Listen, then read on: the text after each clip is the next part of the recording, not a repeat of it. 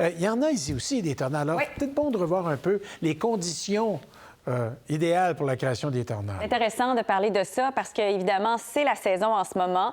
Ça commence généralement en février, ça s'étire jusqu'en juin. Il y en a malgré tout à l'année et ce qu'il y a d'intéressant, c'est de comprendre la création.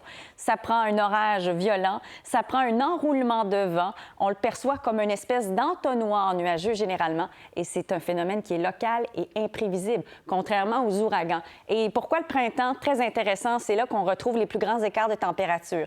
De l'air chaud et humide du golfe du Mexique vient confronter de l'air frais et sec du Canada. Ce pourquoi on cible évidemment comme lieu ce qu'on appelle la vallée des tornades, où il y en a généralement aux États-Unis 1200 par année. Elle se trouve majoritairement ici. Il y a je vous dirais quelques décennies, on ciblait essentiellement ces États-ci. Par contre, avec les années, on s'est rendu compte que le spectre s'est élargi un peu.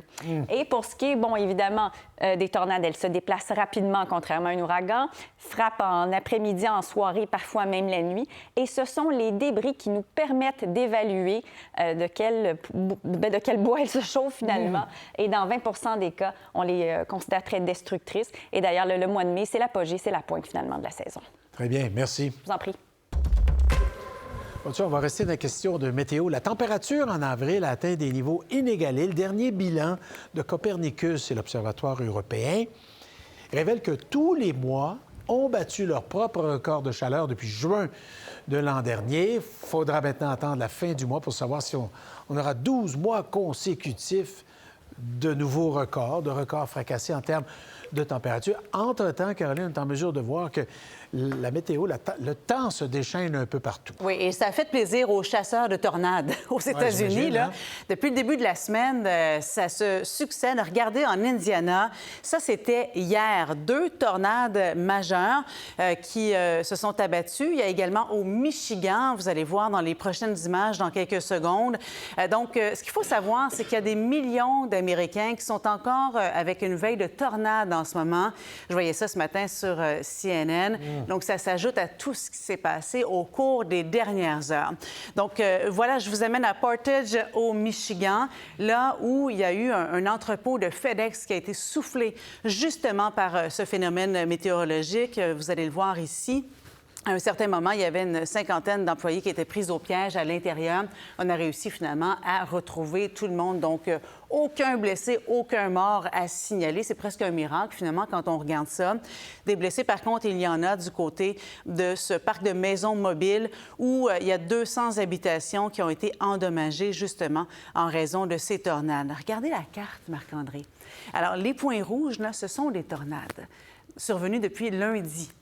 Alors, on était ici, Michigan, Ohio, Indiana également. Regardez, là, différents États qui ont été touchés.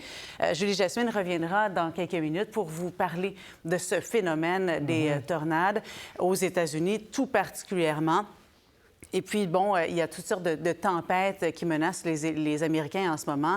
Oui, justement, là, ce dont je viens de vous parler, mais également de la neige et puis des feux de forêt qui ont commencé. Parlez-nous-en des feux de forêt. Je vois l'autre image, vous avez un avion, l'avion citerne là, qui... on est déjà au combat. Oui, tout à fait. Donc, les pompiers, les sapeurs qui sont au travail, qui sont au boulot. On est en Arizona, à Maricopa. On est en train de tenter de contenir les flammes qui ont commencé. On pense que c'est allumé de façon accidentelle. Ça nous rappelle à quel point il va falloir être prudent chez nous aussi. Hein, avec les feux de forêt cette année, si on ne veut pas revivre ce qu'on a vécu l'année dernière. Donc, ça, c'est du côté de l'Arizona. Bon, puis au Brésil, on en parlait la semaine dernière, les terribles inondations, ça, cette image-là.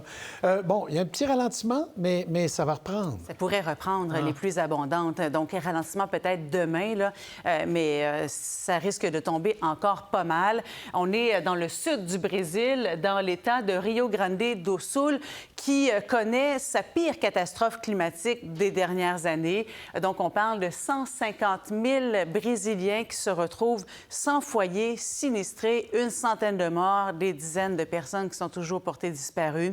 Et puis le président da Silva qui a débloqué des fonds d'urgence justement pour venir en aide à la population et des experts qui font le lien direct avec le phénomène El Niño. Merci. Au revoir.